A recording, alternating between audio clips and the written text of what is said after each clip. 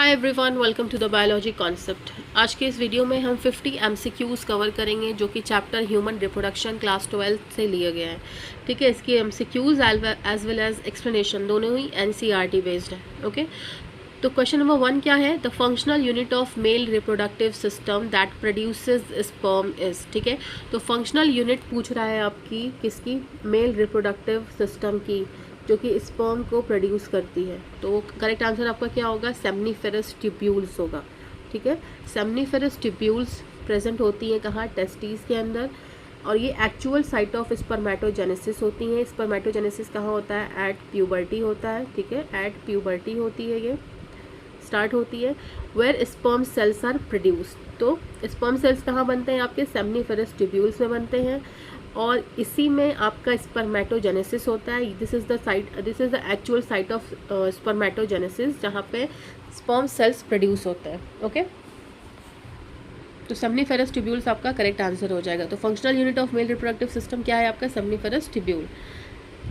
Next question, which hormone stimulates spermatogenesis in males. ठीक है, hormone की बात कर रहा है यहाँ पे। स्पर्मेटोजेनेसिस को कौन से हार्मोन्स जो है वो स्टिमुलेट करते हैं? तो आपका करेक्ट आंसर क्या होगा? FSH। ओके, तो FSH act as Sertoli cells in seminiferous tubules and stimulates the spermatogenesis. देखिए यहाँ पे याद करने वाली चीज़ क्या है? FSH। ओके, HRI कॉमन है, सर्टोली सेल्स ठीक है कॉमन है, एंड FSH, अरे सॉरी एक सेकेंड, स्पर्मेटोजेनेसिस। ओके, तो S spermatogenesis, seminiferous Sertoli cells and follicle stimulating hormone. तो इन चीज़ों से आप याद रख सकते हो सारी चीज़ों को करेक्ट करके। ठीक है, तो कौन सा ऐसा हार्मोन है जो स्पर्मेटोजेनेसिस को स्टिमुलेट करता है? तो आपका करेक्ट आंसर क्या है? FSH है। ठीक है, FSH कहाँ वर्क करता है, किस पर जा करके वर्क करता है, इसकी साइट क्या है, किस पे एक्ट करता है? तो आपका सर्टोरी सेल्स है। सर्टोरी सेल्स कहाँ प्रेजेंट होते हैं? सर्टोली सेल्स कहाँ प्रेजेंट होते हैं? आपके सेमनीफेरस ट्यूब्यूल्स में प्रेजेंट होते हैं, और जो कि स्टिमुलेट करते हैं स्पर्मेटोजेनेसिस। ठीक है, स्पर्मेटोजेनेसिस कब होती है मेल्स में? तो एट द प्यूबर्टी होती है। ओके, next question, the structure that stores sperms temporarily after formation. ठीक है, जब स्पर्म का फॉर्मेशन हो जाता है लेकिन टेम्पररली इसको स्टोर कौन करता है? ठीक है, तो इसको टेम्पररली स्टोर करता है एपिडाइडमिस। ठीक है, एपिडाइडमिस से ही स्पर्म में मोटिलिटी आती है। ठीक है, स्पर्म में मोटिलिटी की एबिलिटी आती है, मोटिलिटी एबिलिटी आती है, एंड एपिडाइडमिस में ही इसका मैच्यूरेशन होता है। ठीक है, मैच्यूरेशन ऑफ स्पर्म भी आपका एपिडाइडमिस में ही होता है। तो यहाँ से आपको तीन चीज़ें पता चल गई कि स्पर्म की मोटिलिटी कहाँ उसको प्रोवाइड होती है? एपिडाइडमिस में। मैच्यूरेशन इसका कहाँ होता है? एपिडाइडमिस में। टेम्पररली ये स्टोर कहाँ होता है आफ्टर फॉर्मेशन? एपिडाइडमिस में। Okay, epididymis stores sperms and also help in their maturation. Okay, मैंने आपको बताया पीछे, अच्छे से एक्सप्लेन किया इस चीज़ को। Now next question number 4, which hormone is mainly responsible for development of secondary sexual characters in males? ठीक है, कौन सा ऐसा हार्मोन है जो कि रिस्पॉन्सिबल है for the development of secondary sexual characters? ठीक है, यहाँ पे बात क्या कर रहा है? सेकेंडरी सेक्शुअल कैरेक्टर्स की बात कर रहा है। तो आपका हार्मोन आपका कौन सा है? वो टेस्टोस्टेरोन। ठीक है, एक्सप्लेनेशन इसका हम देखेंगे तो testosterone secreted by Leydig sales. ठीक है, ये भी चीज़ आप याद रखिए, टेस्टोस्टेरोन कहाँ से सिक्रीट होते हैं? By Leydig cells. Okay, develops male secondary sexual character. Next question क्या है? Question number 5, the process of formation of ova in females. ठीक है, उस प्रोसेस को क्या कहते हैं? ओवा के फॉर्मेशन के प्रोसेस को हम क्या कहते हैं फीमेल्स में? तो दैट इज oogenesis। ठीक है, तो बहुत सिंपल सा कॉमन सा क्वेश्चन है। एक्सप्लेनेशन इसका क्या है? oogenesis is the process of formation of female gamete that is ova in the ovary. Next question number 6, ovulation in humans occur around. Ovulation कब होता है? तो ओव्यूलेशन जो होता है वो होता है डे 14 में आपका। ओके, इसको आप लर्न कर लीजिए। ओव्यूलेशन आपका होता है डे 14 में। एनसीईआरटी में जो एक ग्राफ दिया हुआ है ना, मेंस्ट्रुअल ग्राफ, उसको देखेंगे आप तो आप उसमें उसको चीज़ आपको समझ में आएगी। ओके, एक्सप्लेनेशन इसका क्या है? Ovulation generally occurs around the 14th day of menstrual cycle. Okay, ovulation 14th day. ठीक है, next question number 7, the hormone responsible for ovulation is, तो कौन सा हार्मोन ओव्यूलेशन के लिए रिस्पॉन्सिबल है आपका, तो that is LH। Okay, progesterone आपके प्रेगनेंसी को सपोर्ट करता है, इसलिए हम इसे प्रेगनेंसी हार्मोन कहते हैं। ठीक है, ये क्या करता है, इनहिबिट कर देता है आपके LH को एंड FSH को, ताकि ये फर्दर जो है आगे जा कर के ओवल्यूशन ना हो पाए। ठीक है, सो यहाँ पे लेकिन हम बात कर रहे हैं उस हार्मोन की जो ओवल्यूशन के लिए रेस्पॉन्सिबल है, तो आपका करेक्ट आंसर क्या है, LH, that is luteinizing hormone. Okay, तो a sudden surge of LH luteinizing hormone triggers ovulation. Next question, the fertilization of ovum generally occurs in, the fertilization of ovum generally occurs in, fertilization कहाँ होता है आपका, तो correct answer आपका क्या है, Fallopian tube है। ठीक है, करेक्ट आंसर आपका क्या है, फॉलोपियन ट्यूब है। Fertilisation usually occurs in the ampullary region of the Fallopian tube. ठीक है, ये रीजन भी आपको याद रखना बहुत ज़रूरी है। कभी कदार जो है फॉलोपियन ट्यूब ना दे करके फॉलोपियन ट्यूब के डिफरेंट पार्ट का नेम दे देता है, और वहाँ लाइक एम्प्यूला, इस्थमस, इसमें से बताइए कि कहाँ फर्टिलाइजेशन होता है। ठीक है, तो आपको पता होना चाहिए एम्प्यूलरी रीजन में फर्टिलाइजेशन होता है। ठीक है, फॉलोपियन ट्यूब के एम्प्यूलरी रीजन में फर्टिलाइजेशन होता है। Question number 9, the placenta is formed by the interaction of. ठीक है, तो प्लेसेंटा का फॉर्मेशन होता है by the interaction of which what, तो प्लेसेंटा का फॉर्मेशन तब होता है जब मैटरनल एंड फीटल टिश्यूज़ जो होते हैं वो इंटरैक्ट करते हैं। ठीक है, यानी माँ के और जो डेवलपिंग एम्ब्रियो है उसके जब टिश्यू इंटरैक्ट करते हैं तब प्लेसेंटा का फॉर्मेशन होता है। Placenta is formed from maternal uterine tissues and fetal chorionic villi. यहाँ पे ये भी चीज़ इम्पॉर्टेंट है कि फीटल का कौन सा पार्ट जो है, कौन सा मेम्ब्रेन जो है वो प्लेसेंटा को सिक्रीट करता है। ठीक है, ये एक इम्पॉर्टेंट क्वेश्चन है, तो आंसर आपका क्या होगा, कोरियोनिक विलाई होगा। ठीक है, कोरियोनिक विलाई। बट ये जो क्वेश्चन यहाँ पे पूछा है, the placenta is formed by the interaction of, किसके इंटरैक्शन से बनती है, तो मैटरनल एंड फीटल टिश्यूज जब इंटरैक्ट करते हैं तब प्लेसेंटा फॉर्म होती है। ठीक है, अब फीटस का कौन सा मेम्ब्रेन होता है या कौन सा टिश्यू होता है जो कि प्लेसेंटा को सिक्रीट करता है, तो that will be the answer is chorionic villi. ठीक है, fetal chorionic villi. Now moving to the next question number 10, the hormone that maintains pregnancy, मैंने आपको पीछे बताया दैट इज प्रोजेस्टेरोन। प्रोजेस्टेरोन क्या करता है, FSH को इनहिबिट कर देता है, FSH को एंड LH को ये इनहिबिट कर देता है, जिससे फर्दर ओव्यूलेशन इनहिबिट होता है। ठीक है, जिससे फर्दर ओव्यूलेशन इनहिबिट हो जाता है एंड प्रेगनेंसी आपकी मेंटेन रहती। तो progesterone maintains the endometrium and supports pregnancy. Next question, which structure connects the fetus to the placenta, fetus से प्लेसेंटा को कनेक्ट कौन सा स्ट्रक्चर करता है, दैट इज अम्बिकल कॉर्ड, आपका करेक्ट आंसर होगा। ठीक है, umbilical cord connects fetus with placenta for nutrient and gas exchange. ये भी पूछ सकता है कि what is the function of umbilical cord. ठीक है, या फिर what is the function of placenta, तो आपको पता होना चाहिए कि प्लेसेंटा का फंक्शन क्या है, कि ये न्यूट्रिएंट और गैस एक्सचेंज में हेल्प करे between fetus and the maternal body.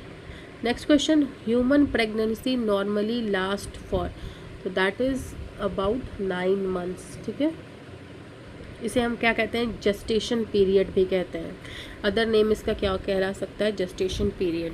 ठीक है, यहाँ पे एक्सप्लेनेशन आप देख सकते हैं, normal human gestation period is about 280 days, about 9 months। Okay, next question number 13, which hormone stimulates milk production, milk production की बात हो रही है तो आपका आंसर है prolactin. Milk production P okay, common things, milk production, prolactin, memory gland पे जाकर के ये एक्ट करता है एंड मिल्क प्रोडक्शन में ये हेल्प करता है। ओके, एक्सप्लेनेशन इसका क्या है, prolactin secreted by pituitary gland stimulates milk production in mammary glands. ठीक है, प्रोलैक्टिन कहाँ से सिक्रीट हो रहा है, पिट्यूटरी से। ठीक है, पी कॉमन है। ठीक है, इससे आप ध्यान में थोड़ा रखो, थोड़ा सा ध्यान में रखो तो आपको लर्न करने में आसानी रहेगी। प्रोलैक्टिन सिक्रीट हो रहा है पिट्यूटरी ग्लैंड से, जो कि स्टिमुलेट कर रहा है for the milk production in the memory gland, ठीक है। नेक्स्ट क्वेश्चन नंबर 14, देखिए बहुत ही ट्रिकी क्वेश्चन है, ठीक है, कंफ्यूजिंग क्वेश्चन है। पीछे क्या पूछा था आपसे, कौन सा हार्मोन जो है मिल्क के प्रोडक्शन में हेल्पफुल है, ठीक है, कौन सा हार्मोन स्टिमुलेट करता है मिल्क के प्रोडक्शन को बनवाने के लिए, ठीक है। अब यहाँ क्या पूछा, इजेक्शन के लिए, मिल्क इजेक्शन के लिए, फ्रॉम मेमोरी ग्लैंड से मिल्क इजेक्ट हो, उसके लिए कौन सा हार्मोन रिस्पॉन्सिबल है, तो दैट इज ऑक्सीटोसिन, ठीक है। ऑक्सीटोसिन जो है वो मेमोरी ग्लैंड को स्टिमुलेट करता है ताकि मिल्क इजेक्ट हो पाए, ठीक है। तो आपका इजेक्शन के लिए कौन सा हार्मोन है, ऑक्सीटोसिन है, ठीक है। एक्सप्लेनेशन इसका देखेंगे हम, oxytocin causes contraction of memory gland muscles leading to milk ejection, ठीक है। Next question number 15, the outer membrane surrounds the embryo is called, embryo का आउटर मेम्ब्रेन जो उसको एम्ब्रियो को सराउंड करता है वो होता है कोरियन, ओके।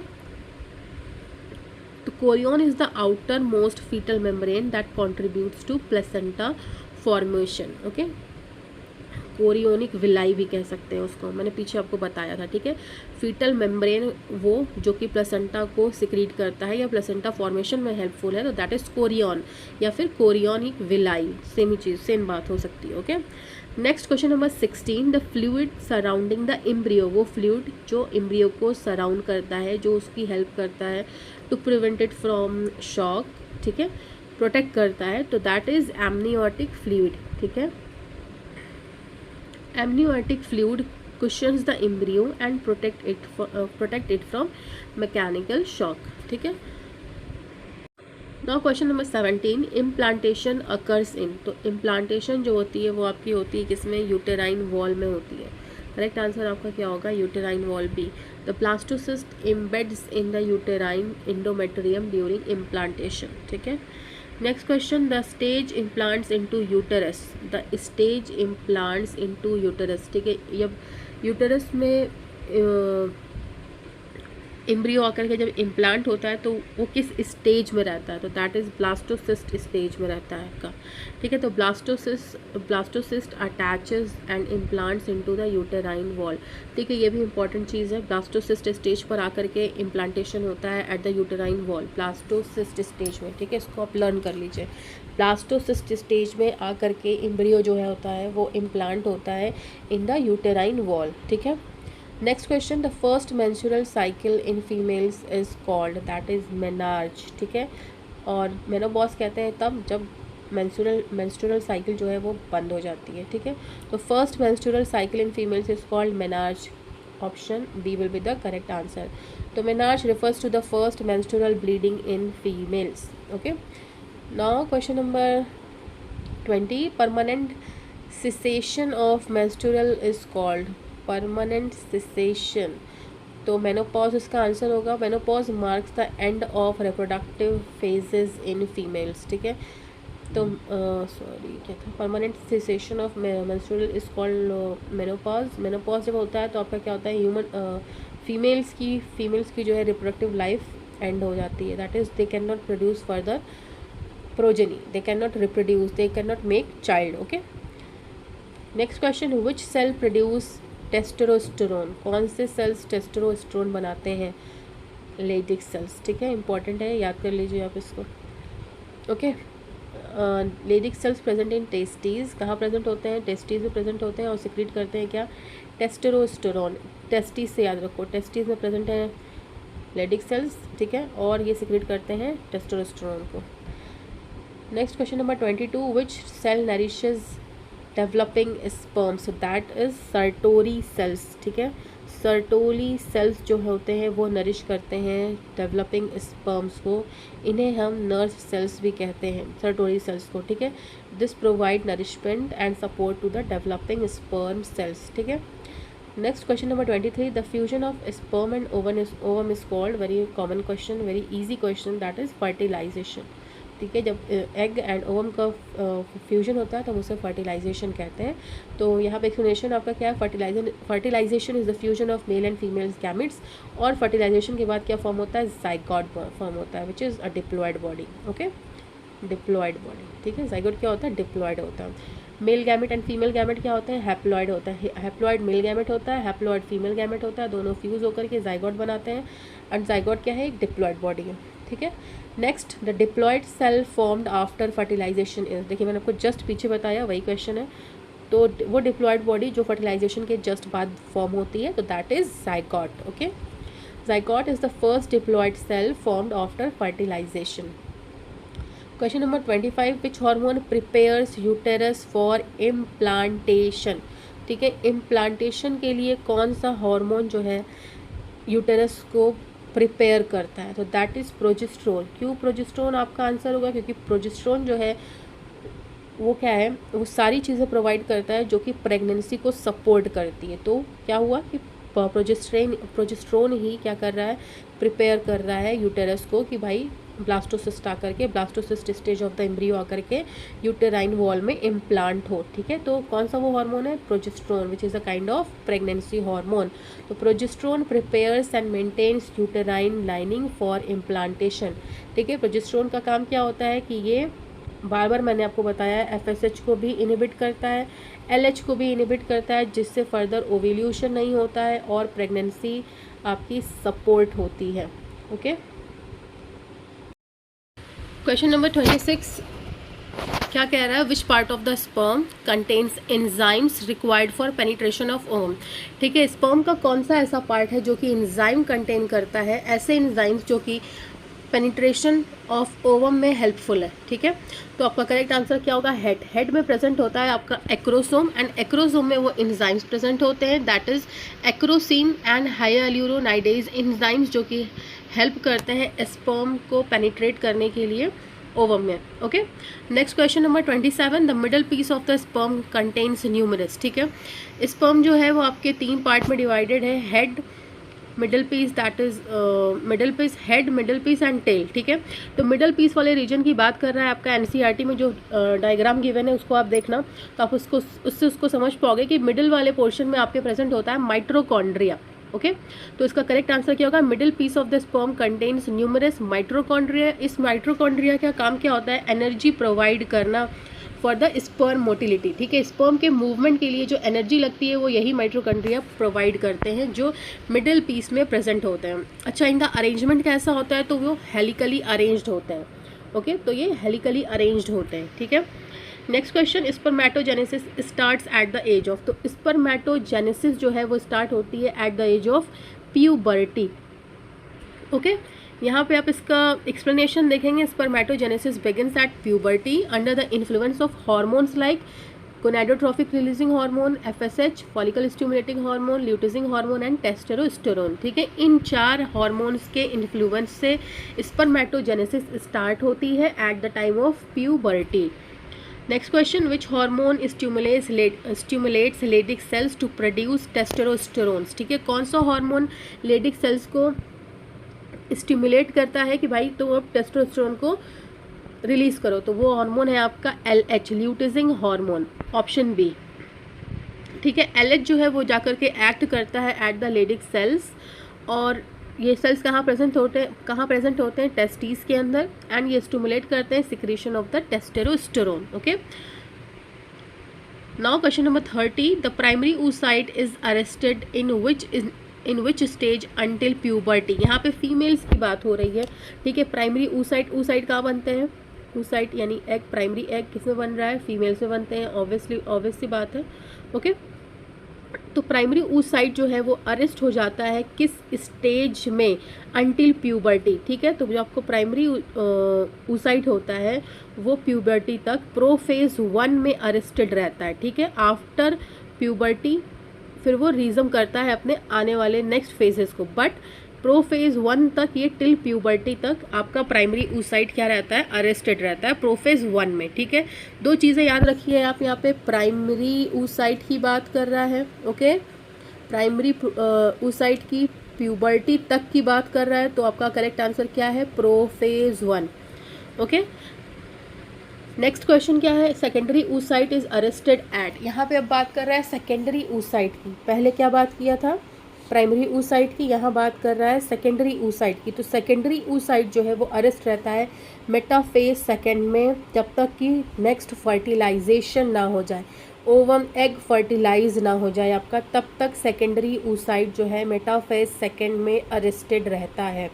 प्यूबर्टी के बाद प्रोफेज 1 जो है वो रिज्म हो जाता है, ठीक है, फर्दर वो आगे बढ़ता है, लेकिन जब तक आपका फर्टिलाइजेशन नहीं होता है, एग फर्टिलाइज नहीं होता है, तब तक सेकेंडरी oocyte जो है वो मेटाफेज सेकेंड में अरेस्ट रहता है। बहुत ही इंपॉर्टेंट पॉइंट है ये, ठीक है, आपको ये चीज़ एकदम ध्यान में दिमाग में बैठा लेनी है।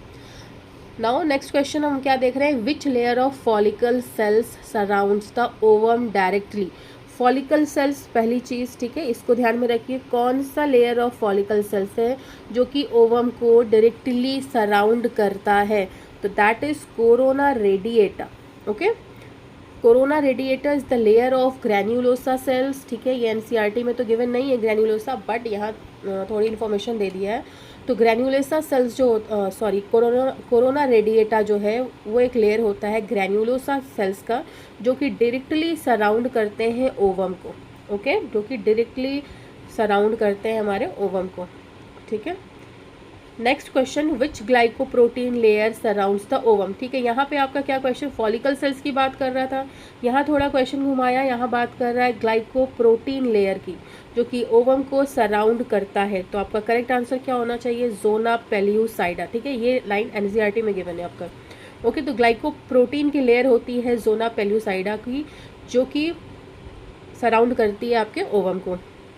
तो zona pellucida is a glycoprotein layer that surrounds the ovum and prevents polyspermy. यहाँ एक दूसरा क्वेश्चन भी फॉर्म होता है कि ओवम का कौन सा लेयर, ज़ोना पेल्यूसाइडा, ज़ोना रेडिएटा, या फिर एमनियन, या वाइटिलाइन मेम्ब्रेन, या कोरियन, क्या चीज़ पॉलीस्पर्मी को प्रिवेंट करती है, ठीक है। तो आपका तब भी आंसर क्या होगा, ज़ोना पेल्यूसाइडा जो है वो प्रिवेंट करती है आपकी पॉलीस्पर्मी को भी, और ये लेयर बना होता है ग्लाइकोप्रोटीन का, ग्लाइकोप्रोटीन का ये लेयर होता है, ये लेयर प्रिवेंट करता है पॉलीस्पर्मी को, ठीक है। ज़ोना पेल्यूसाइडा की ये इंपॉर्टेंट चीज़ें हैं, ठीक है। Next question, the acrosomal reaction of sperm occurs due to interaction with, ठीक है, हेड रीजन पे आपके प्रेजेंट होता है एक्रोसोम, ठीक है, ये होता है आपका एक्रोसोम, हेड वाले रीजन के ऊपर ये आपका हेड, ये आपका एक्रोसोम प्रेजेंट होता है। तो ये रिएक्शन स्पर्म का कब होता है, कब एग से इंटरैक्ट, कौन से एग के लेयर से इंटरैक्ट करने पे एक्रोसोमल रिएक्शन होता है। ओके, तो एग के कौन से लेयर से एक्रोसोम टच होने पे या फिर इंटरैक्ट होने पर एक्रोसोमल रिएक्शन होता है, ये पूछा जा रहा है, क्वेश्चन को आप समझिए। ओके, तो आपका करेक्ट आंसर क्या होगा, ज़ोना पेल्यूसाइडा जो कि एक ग्लाइकोप्रोटीन लेयर है, इससे जब एक्रोसोम रिएक्ट करता है तब जाकर के इंटरैक्ट करता है, तब जाकर के एक्रोसोमल रिएक्शन होता है, ठीक है। Binding of sperm with ZP3 proteins of zona pellucida triggers the acrosomal reaction, ठीक है। तो एक्रोसोमल रिएक्शन ट्रिगर तब होता है जब एक्रोसोम जाकर के इंटरैक्ट करता है ज़ोना पेल्यूसाइडा से। ओके, आई होप यहाँ पे आपको ये पॉइंट्स क्लियर हो गए होंगे। Next question number 35, the morula stage is reached after, morula stage कब आता है, किसके बाद आता है, तो मॉर्यूला स्टेज जो है 8 to 16 सेल स्टेज के बाद आता है। ओके, तो morula is a solid ball. Okay, question ये भी हो सकता है, which of the following is a solid ball of blastomeres, ठीक है। तो आपका अभी तब भी करेक्ट आंसर क्या होगा, मॉर्यूला। तो मॉर्यूला जो है वो एक सॉलिड बॉल ऑफ ब्लास्टोमियर है, जो कि टिपिकली फॉर्म होता है at the stage of 8 to 16 sailed stage, ठीक है। तो मॉर्यूला क्या है, सॉलिड बॉल ऑफ ब्लास्टोमियर है, और स्टेज इसका 8 to 16 है। नेक्स्ट क्वेश्चन, ब्लास्टोसिस्ट कंटेन, तो ब्लास्टोसिस्ट कंटेन करता है trophoblast and inner cell wall, inner cell mass, इन दोनों को कंटेन करता है ब्लास्टोसिस्ट। एक्सप्लेनेशन इसका क्या है, blastocyst consist of trophoblast outer layer, okay, and the inner cell mass which forms the embryo. Okay, तो ब्लास्टोसिस्ट जो है, मतलब ब्लास्टोसिस्ट एक कंबाइंड स्ट्रक्चर है of trophoblast plus inner cell mass. Okay, और ट्रोफोब्लास्ट जो है वो क्या है, आउटर लेयर है। Okay, now next question, implantation कब होती है, implantation occurs at 6 to 7 days of after fertilisation. Okay, तो ब्लास्टोसिस्ट जो है वो इम्प्लांट होता है into the uterine endometrium at about 6 to 7 days after fertilisation. ठीक है, जब फर्टिलाइजेशन हो जाता है that is egg and sperm का फ्यूजन होता है, उसके बाद होता है फर्टिलाइजेशन। एंड फर्टिलाइजेशन होने के बाद 6 से 7 दिनों के बाद जाकर के क्या होता है, इम्प्लांटेशन होता है। ठीक है, तब जाकर के आपका क्या होता है, इम्प्लांटेशन होता है। फर्टिलाइजेशन होने के 6 to 7 days लेटर आपका क्या होता है, इम्प्लांटेशन होता है। यही यहाँ पे क्वेश्चन था आपका।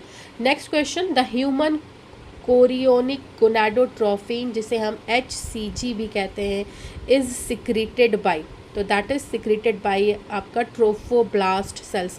ठीक है, this is important point. HCG की ही मात्रा जब यूरिन में पाई जाती है तब जाके प्रेगनेंसी कंफर्म होती है। ठीक है, तो HCG जो हार्मोन होता है वो कौन से सेल्स सिक्रीट करते हैं, आपके ट्रोफोब्लास्ट सिक्रीट करते हैं। Trophoblast sales of the developing embryo secretes HCG which maintains the corpus luteum।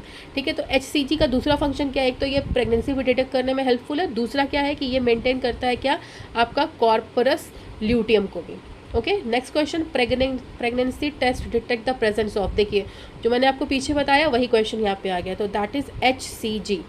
Okay, तो pregnancy test detects the hormone HCG present in urine during early pregnancy. Early pregnancy में अगर urine में आपकी HCG की मात्रा पाई जाती है तो that detects the pregnancy. Okay, और HCG हार्मोन्स को कौन सिक्रीट करता है, तो आपका क्या है, ट्रोफोब्लास्ट। ठीक है, डेवलपिंग एम्ब्रियो जो होता है, trophoblast sales of the developing embryo जो है वो सिक्रीट करता है HCG को। ठीक है, जो कि HCG क्या करता है, कॉर्परस ल्यूटियम को मेंटेन रखता है। Next question, which hormone causes uterine contractions during child birth, another very important point. Okay, कौन सा ऐसा हार्मोन है कि जब चाइल्ड बर्थ होती है तो यूटेराइन कॉन्ट्रैक्शन करवाता है, तो दैट इज ऑक्सीटोसिन। ठीक है, तो एक्सप्लेनेशन इसका क्या है, oxytocin stimulates strong contractions of uterine muscles during labour.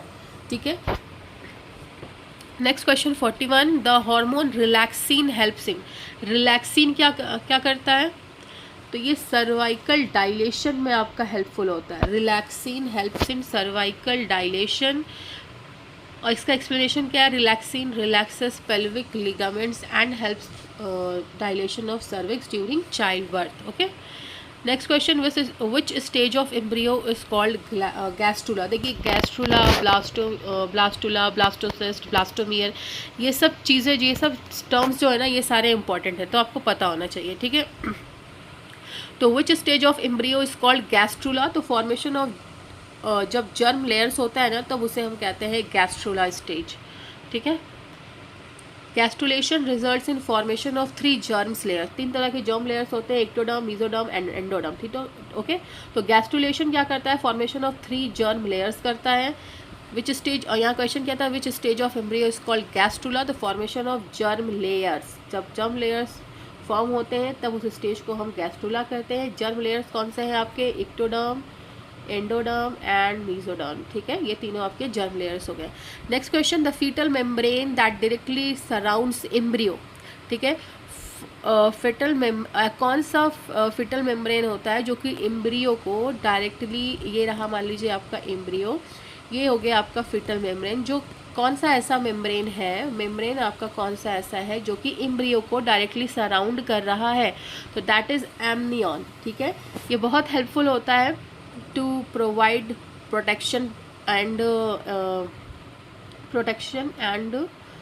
क्या कह सकते हैं आप उसको, moisture to the embryo. Okay, मतलब ये नहीं सॉरी मॉइस्चर नहीं कहेंगे, प्रोटेक्ट करता है ये फ्रॉम शॉक और भी बाकी सारी चीज़ों से। तो एमनियोटिक फ्लूइड जो होता है वो एमनियन के अंदर रहता है जो कि प्रोटेक्ट करता है एम्ब्रियो को। तो amnion surrounds the embryo and contains amniotic fluid that protects the embryo. Okay, next question, the fetal membrane contributes to placenta formation. एक मिनट, ये प्रीवियस वाला जो क्वेश्चन है ये आपका बहुत इंपॉर्टेंट है। ठीक है, जो फीटल मेम्ब्रेन को कौन सा लेयर डायरेक्टली सराउंड कर रहा है ये आप एकदम अपने जहन में बैठा लीजिए, तो दैट इज एमनियन सराउंड कर रहा है। ठीक है, डायरेक्टली सराउंड कौन सा कर रहा है, डायरेक्टली सराउंड कर रहा है आपका कौन सा लेयर, फीटल मेम्ब्रेन का amnion. Okay, next question, the fetal membrane contributes to placenta formation.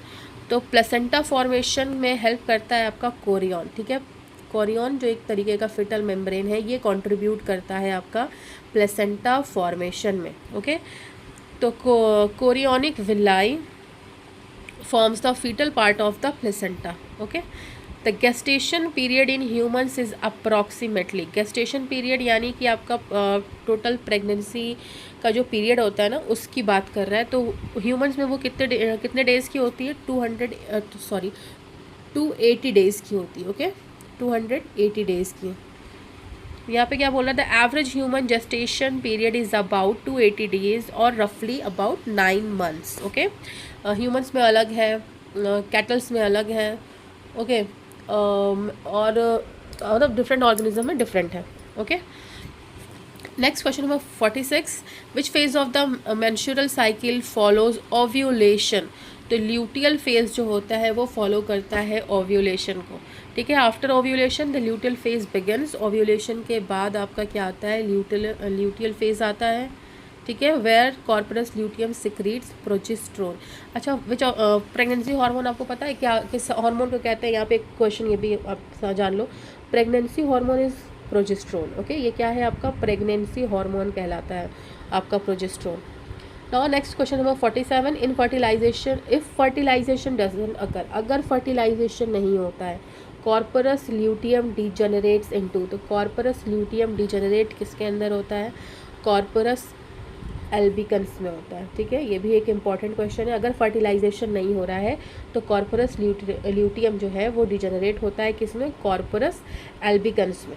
Okay, तो एक्सप्लेनेशन इसका हम देखेंगे, degeneration of corpus luteum leads to formation of corpus albicans. Okay, next question, which hormone inhibits follicle stimulating hormone and LH luteinizing hormone during pregnancy। कौन सा ऐसा hormone है जो कि इनहिबिट करता है, यानी इसको बंद कर देता है, किसको, FSH एंड LH को प्रेगनेंसी के दौरान। मैंने आपको बताया अभी पीछे प्रेगनेंसी हार्मोन कौन सा है, प्रोजेस्टेरोन।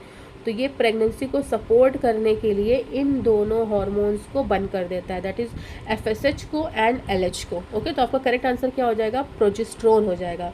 तो progesterone maintains pregnancy, pregnancy hormone इसलिए इसे कहते हैं, and suppresses further ovulation by inhibiting FSH and LH। तो यहाँ पे हमें 3 चीज़ें पता चली, प्रोजेस्टेरोन क्या करता है, प्रेगनेंसी को सपोर्ट करता है, ठीक है, और ये इनहिबिट करता है FSH को, LH को, ठीक है, इनहिबिट करता है, और ये फर्दर ओवल्यूशन को भी इनहिबिट करता है। कैसे इनहिबिट करता है, by inhibiting the FSH and LH। Okay, I hope एकदम आपको ये सारी चीज़ें बिल्कुल आराम से समझ में आ रही होंगी। Now next question, cleavage divisions are characterised by. Cleavage division जो होता है वो क्या होता है, मतलब उसमें होता क्या है एग्जैक्टली, उसकी कैरेक्टरिस्टिक क्या है। तो rapid mitotic divisions without growth. Okay, this is the characteristic of cleavage divisions, ठीक है। तो ऑप्शन आपका बी सही होगा।